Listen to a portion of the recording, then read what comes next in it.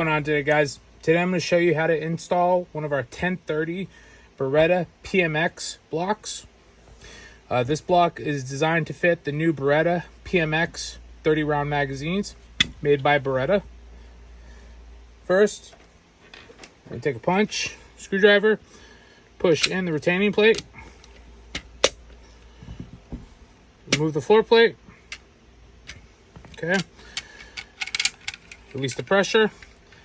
Then you're going to take this factory retaining plate, set that aside. You will not need this for this magazine and Magblock combination. You're going to take the block and insert it this way into the mag, push it down, and put the floor plate back on. And that's it. That's how you block a 30 round PMX mag down to 10 rounds. We offer this in a 15 round option as well. Please rate this video and subscribe. Thanks, guys.